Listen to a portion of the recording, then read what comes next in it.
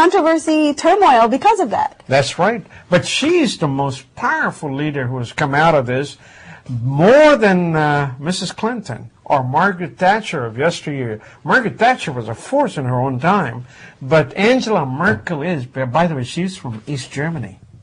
You know? I mean, it's amazing what she has done. She's not married. She has no children. But in Germany, they call her mother. Well, she's mothering a nation, you know. Yeah. I think that role is so much bigger than what you can imagine it to be here to some degree for Miss Clinton as a comparison. You know, she's the Secretary of State, and here she is literally sitting in the Chancellor's chair, which is the most prominent position in the country. I think if you're looking at imminent world leaders, you have to put her at the front center of that discussion. There is no one else in the world that compares. That's right. And by the way, folks, Germany used to be the largest exporter to the world, which China just edged them very recently. By the way, we shouldn't be blaming Greece as much because America is a #1 debtor. And so is Japan. Japan, by the way, is #2. We take loans to grow our business. Look at this particular map. I mean, it just surprises me that United States and Japan are the largest ones, and they get the least rate, between 1% and 2%. When they sell their bonds, 1% and 2%, they get a lot of buyers. And whereas you go to Turkey and Indonesia and Mexico, Hungary, Philippines, India, Poland, Australia, you have to pay a lot more money to buy that country's debt.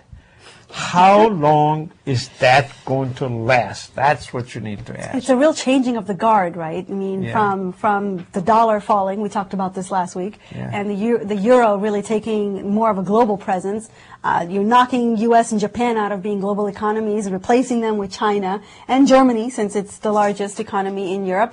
I mean, it is sort of interesting where this is all heading. That's right. And it just makes you wonder, with China forging these new alliances with Venezuela, with other partners overseas, you know, how soon will it, you know, become the most powerful nation in the world? It's on path to do that.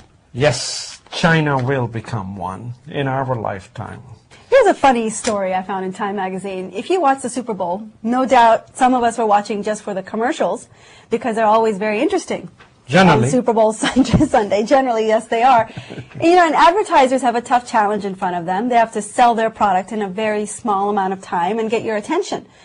So they do all kinds of things. Of course, you know, they use color. Their primary vehicle for selling something to you on TV is presentation, right? Using sight as a way to get you to buy their product. But now advertisers are paying a little bit more attention to how people perceive advertisements and what it is that they actually get attracted to. As a matter of fact, there is some research in this department done by a man named Mr. Lindstrom, who is a practitioner of neuromarketing research. And what he did was very interesting. Instead of focusing on images or sights that people are presented with on TV, he focused on what sounds were being presented to them during these advertisements. And he recorded their brain activity as they were listening to sounds on TV. Think about it. How often is it that you are getting up from your TV show to go to the kitchen and something happens on TV, and what do? You come out of the kitchen to see what happened on TV. Yeah. This was what he was trying to measure in terms of brain activity when you're exposed to certain sounds. Things like birds chirping are naturally attractive to us.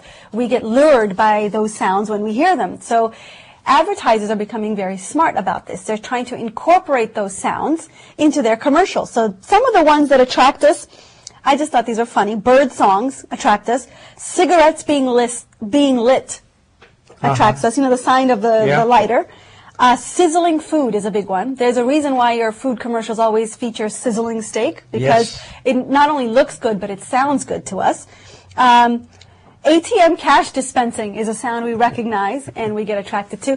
This is the funniest one. Out of all the sounds that they measured, the sound that blew the doors off all the other ones in terms of interest and positive feelings was a baby giggling. Have you noticed how many commercials, including the one with the trader, right? I think it's E-Trade. It features babies. there's a lot of commercials with babies, and it's not an accident. It's because advertisers have realized when babies giggle on TV, we come running from wherever we are to watch the baby and to listen to it giggle. And consequently, you might remember the product they're selling along with the baby. That's why there were so many baby commercials in this last Super Bowl. And they're not going away anytime soon. Well, folks, this is a holy weekend. When I say holy, I mean Indian Holi, which is the festival of colors, which happens to be this weekend. It's a springtime festival. Yeah, which is a fantastic festival. But they were all preparing to celebrate this big wave, but unfortunately the snow has dampened the spirits. It doesn't feel like spring. You know, when we think of Holi, we think spring is here. Flowers are blooming, the sun is shining, and we haven't had too much sun, too much warmth, and there are no flowers anywhere. So.